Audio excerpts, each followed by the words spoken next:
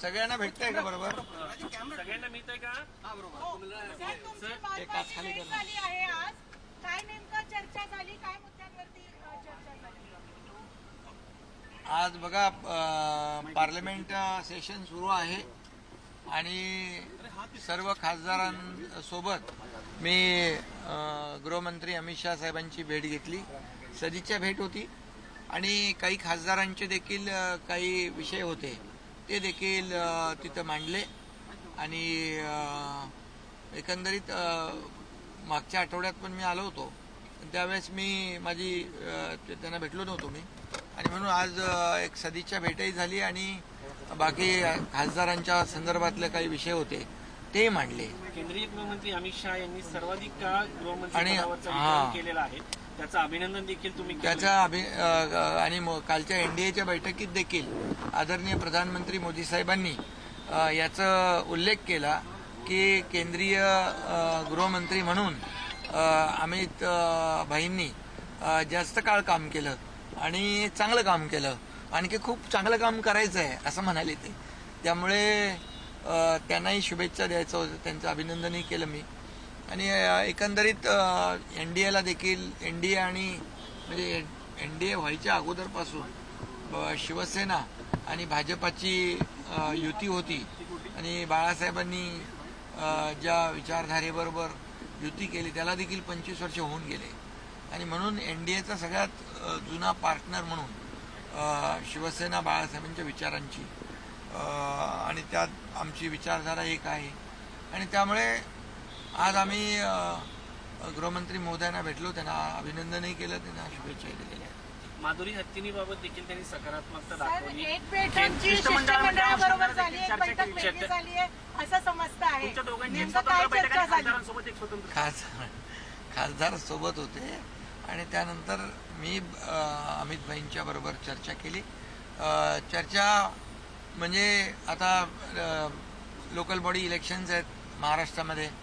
महायुती म्हणून आम्ही लोकसभा जिंकलोय, महायुती म्हणून विधानसभा आम्ही जिंकलोय आणि महायुती म्हणून आम्ही आता स्थानिक स्वराज्य संस्था जिंकणार आहोत आणि अतिशय सकारात्मक गृहमंत्री देखील त्या बाबतीत आहेत आणि खऱ्या अर्थाने चांगली बैठक झाली. आणि याच्याबद्दल देखील कोल्हापूरचा विषय जो आहे त्या बाबतीत देखील मुख्यमंत्री महोदयांनी काल बैठक घेतली आणि त्यामध्ये देखील महाराष्ट्र सरकार सुप्रीम कोर्टात पार्टी होणार आहे, वनतारा देखील पार्टी होणार आहे. तिथे खरं म्हणजे एक जनभावना आणि लोकभावनेचा विषय निर्माण झालेला आहे आणि त्यामुळे सरकार शेवटी जनभावनेचा आदर करणारं आपलं सरकार महायुती सरकार आहे. त्यामुळे जे काही सुप्रीम कोर्टाचा आदर ठेवून जे काही कायदेशीर ज्या बाबी आहेत त्याची पूर्तता करणं हे देखील त्या बाबतीमध्ये गरजेचं आहे.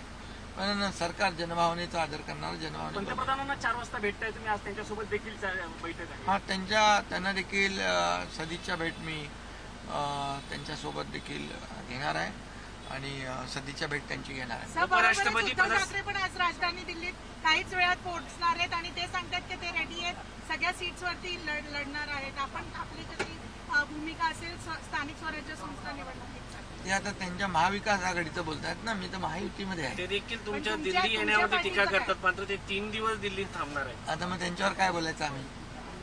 मी तर जाहीरपणे भेटतोय, खासदारांसोबत भेटतोय आणि काही सकारात्मक ज्या काही जे प्रकल्प आहेत केंद्र आणि राज्य सरकार मिळून जे काही प्रकल्प सुरू आहे त्या बाबतीमध्ये चर्चा करतोय.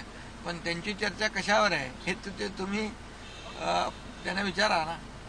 उपराष्ट्रपती पदाच्या निवडणुकीत आणि आमच्यावर टीका करण्याच्या ऐवजी मी तर खुलेआम येतो आणि दिल्लीमध्ये अधिवेशन सुरू आहे आणि मी लपून छपून काय काम करत नाही, मी करतो सगळं सगळ्यांच्या समोर करतो. उपराष्ट्रपती पदासंदर्भात काही चर्चा केंद्रीय गृहमंत्री अमित शाह यांच्यासोबत झाली, कारण एनडीएचे घटक पक्ष आहात तुम्ही. एनडीएची काल बैठक झाली, खासदार आमचे होते, डॉक्टर श्रीकांत शिंदे होते. एनडीएची चांगली बैठक झाली आणि उपराष्ट्रपती पदाच्या सोबत आम्ही एनडीए सोबत आहोत, ताकदीने सोबत आहोत. धन्यवाद. थँक्यू. पोस्ट विभागाच्या अतिरेकी पदाला घेऊन 2 वेगळ्या जागेवरून तुम्ही हे आम्हाला झालंय. बरं तुम्ही खूप आनंदी दिसताय. आम्हाला भेटताय सर, वेगळी बैठक झाली. आम्हाला भेटतं 5 मिनिट. तुम्ही आता लगेच. तर अमित शहा यांच्यासोबत कोणकोणत्या मुद्द्यांवर चर्चा केली याबाबत उपमुख्यमंत्री एकनाथ शिंदे प्रतिक्रिया देत होते. आता पंतप्रधान नरेंद्र मोदी यांची सुद्धा सदिच्छा भेट घेणार आहेत. यासह आगामी स्थानिक स्वराज्य